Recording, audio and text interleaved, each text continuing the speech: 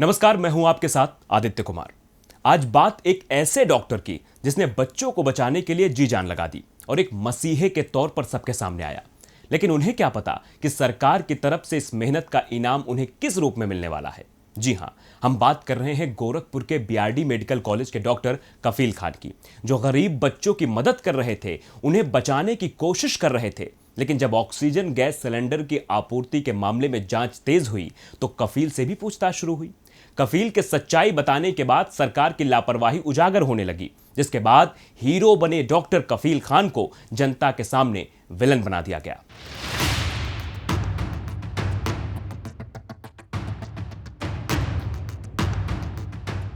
गुनाह किसका, सजा किसको, नफरत मिली किसे और वफा मिली किसको। हम बात कर रहे हैं एक डॉक्टर की, माने भगवान के दूसरे नाम की, जो आजकल काल कोठरी में बंद है। नाम है डॉक्टर कफील खान। नाम तो याद ही होगा ना आपको। ये वही डॉक्टर हैं जो साल 2017 में गोरखपुर में सरकार की नाकामी और लापरवाही का शिकार हुए थे। आपने जरूर देखा होगा, पहली बार डॉक्टर कफील का एक फरिश्ता वाला रूप खूब दिखाया जा रहा था, जिसमें बच्चों की जान बचाने के लिए कफील अपने क्लिनिक से भाग भाग के सिलेंडर ला रहे थे और मीडिया भी उन्हें हीरो के तौर पर प्रदर्शित कर रही थी। दरअसल मामला हाई प्रोफाइल था। गोरखपुर का मतलब समझते हैं ना आप। वहां के रहनुमा ही सूबे की सीएम की कुर्सी की शोभा बढ़ा रहे हैं। अब मामले में कुछ ना कुछ लीपापोती तो करनी थी, क्योंकि सवाल उठ रहे थे कि किसकी गलती की वजह से ये सब हुआ। बताओ सरकार, बताओ, जिनके हाथों में उम्मीदों का आशियाना बिखरा पड़ा था, जिनके घर का चिराग बुझ गया था, अपनी अटखेलियों से जो घर में रौनक ला देता था, वो सब शांत और निढाल पड़ गए थे।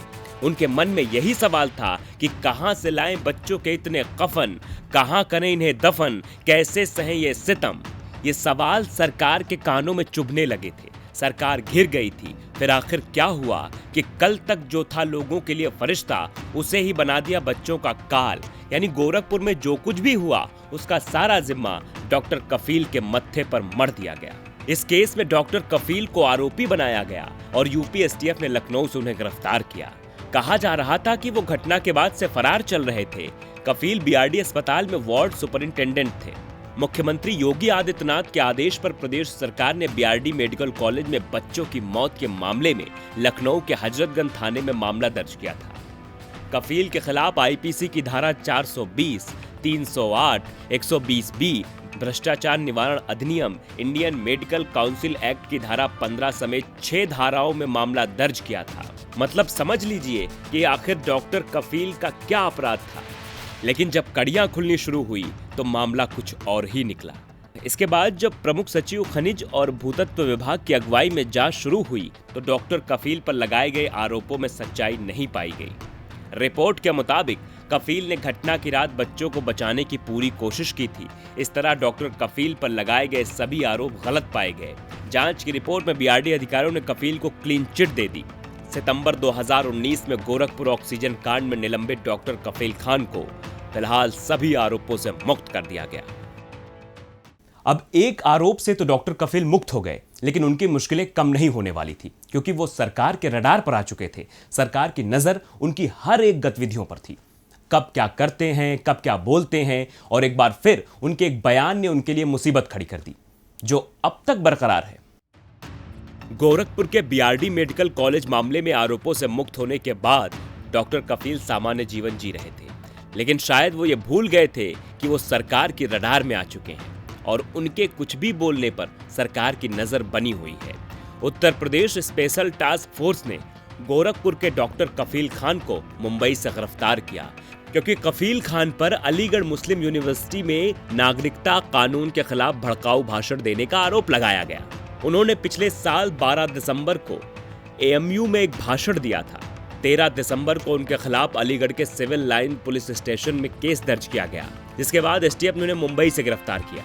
डॉक्टर कफील खान के खिलाफ दर्ज की गई एफआईआर में इस बात का जिक्र किया गया था कि उन्होंने अलीगढ़ मुस्लिम यूनिवर्सिटी में करीब 600 छात्रों को संबोधित किया था। इस दौरान उन्होंने सीएए को लेकर भड़काऊ भाषण दिया था। यूपी एसटीएफ की ओर से गिरफ्तारी के बाद डॉक्टर कफील खान ने कहा था, मुझे गोरखपुर के बच्चों की मौत के मामले में क्लीन चिट दे दी गई थी, अब वे मुझे फिर से फ्रेम करने की कोशिश कर रहे हैं। मैं महाराष्ट्र सरकार से अनुरोध करता हूं कि मुझे महाराष्ट्र में रहने दें। मुझे उत्तर प्रदेश पुलिस पर भरोसा नहीं। कफील का कहना साफ दर्शाता है कि उत्तर प्रदेश पुलिस की कार्यशैली से वो वाकिफ थे। उसके बाद चारों तरफ कफील की गिरफ्तारी को लेकर सवाल उठने लगे। डॉक्टर कफील पर रासुका लगाए जाने के बाद एआईएमआईएम के नेता असदुद्दीन ओवैसी ने भी सवाल खड़े किए। यूपी सरकार पर निशाना साधते हुए उन्होंने ट्वीट किया कि राष्ट्रीय सुरक्षा के लिए एक डॉक्टर नहीं बल्कि ठोक देंगे जैसे बयान देने वाले असलियत में राष्ट्रीय सुरक्षा के लिए खतरा है। उनका इशारा डॉक्टर कफील की गिरफ्तारी की तरफ ही था। सवाल तो कफील की पत्नी ने भी खड़े किए। उनकी पत्नी ने कहा कि 28 मार्च को सुबह उनकी रिहाई का ऑर्डर भी आ गया था, लेकिन लखनऊ से किसी अधिकारी ने फोन करके उनकी रिहाई कैंसिल करा दी। कफील की गिरफ्तारी और रिहाई ना होना अपने आप में एक पहेली बनती जा रही है, जिसका जवाब उनका परिवार और वो खुद तलाश रहे हैं। मथुरा जेल में बंद डॉक्टर कफील ने कोरोना वायरस के संक्रमण से लड़ने के लिए देश के प्रधानमंत्री नरेंद्र मोदी को पत्र भी लिखा।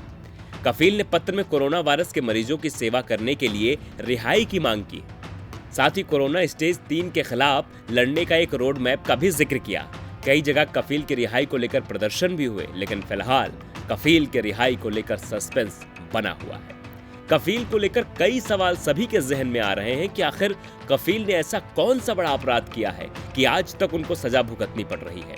मोदी सरकार डॉक्टर्स को कोरोना वॉरियर्स का दर्जा दे रही है, उन पर फूल बरसा रही है, लेकिन वहीं एक डॉक्टर है जो लोगों की मदद के लिए पीएम से गुहार लगा रहा है, लेकिन उसकी सुनने वाला कोई नहीं। कहते हैं हमारा देश लोकतांत्रिक है, यहाँ लोकतंत्र है, सबको अपनी बात रखने और बोलने की आजादी है, लेकिन यहाँ आपने सरकार के काम पर सवाल उठाए तो आप पर कार्रवाई होगी, आप पर रासुका लगेगा, आप जेल जाएंगे। वैसे जब सीए और एनआरसी का विरोध चल रहा था तो किसी की मजाल थी कि कोई उत्तर प्रदेश में इस कानून के खिलाफ बोल दे, खासकर सरकारी नौकरी वाला शख्स। अगर आपने थोड़ा सा भी कुछ बोला और सरकार की नजर में वो सब आ गया तो आप भी कफील की राह पर दिखाई देंगे। खैर, कफील की रिहाई का लोग बेसब्री से इंतजार कर रहे हैं। फिलहाल ये थी कफील की कहानी जो इंसाफ के बिना अधूरी है। नमस्कार।